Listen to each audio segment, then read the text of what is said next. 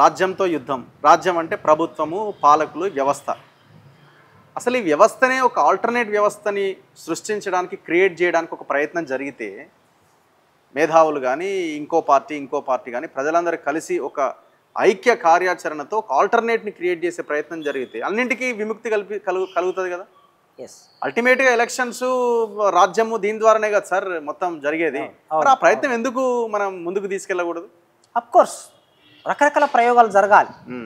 కేవలం సాయుధ పోరాటం ద్వారా రాజ్యాన్ని హస్తగతం చేసుకోవటం అనేది ఒక కాలంలో, అంటే 1917లో రష్యాలో, 1948లో చైనాలో, 1960లో వియత్నాం, క్యూబా, చెగువేరా నాయకత్వంలో సాయుధంగా రాజ్యాన్ని హస్తగతం చేసుకుని ఒక కాలం నడిచింది.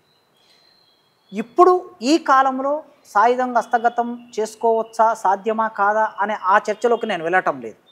అది వాళ్ళు రూపొందించుకున్న సిద్ధాంతం. కానీ రాజ్యాన్ని సామాన్యులు హస్తగతం చేసుకోవడానికి ప్రయోగాలు, భిన్నమైన ప్రయోగాలు జరగాలి. మీరు అన్నట్టు నిజాయితీ కలిగినటువంటి మేధోవర్గం, నిజాయితీ కలిగినటువంటి పౌర సమాజం, నిజాయితీ కలిగినటువంటి విద్యార్థి యువతరం ఒక సమూహంగా ఏర్పడి ఒక ప్రయోగం చేయొచ్చు. ఎన్నికల ద్వారా ప్రయోగం చేయవచ్చు. వాళ్ళ సిద్ధాంతం కూడా ఎందుకు మారకూడదు అంట నేను. సరే, వాళ్ళ సిద్ధాంతం మార్చుకోవటం అనేది ఇక వాళ్ళు నిర్ణయించుకుంటారు. మనం ఆ చర్చలోకి వెళ్తే ఏమవుతుందంటే అది ఇంకోవైపు దారి ఇచ్చే అవకాశం ఉంటుంది కనుక వాళ్ళలోనే మొదలైంది కదా. పేపర్లు పెట్టుకున్నారు, 20 ఏళ్ళుగా మొదలైందని చెప్తున్నారు, చర్చించుకుంటున్నారు. ఇప్పటికైనా ఆ పార్టీ మా లైను, మా సిద్ధాంతము ఏమిటి అనేది ఈ చర్చల్లో భాగంగా, లోతైన అన్వేషణలో భాగంగా ఏం ప్రకటిస్తుందో మనం చూద్దాం. కానీ బయట అనేక ప్రయోగాలు జరగాలని నేను కోరుకుంటా.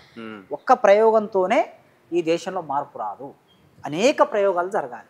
ఆ ప్రయోగాలు జరగడానికి ప్రతి ఒక్కరు సమాజంలో పూనుకోవాలని నేను కోరుకుంటున్నాను.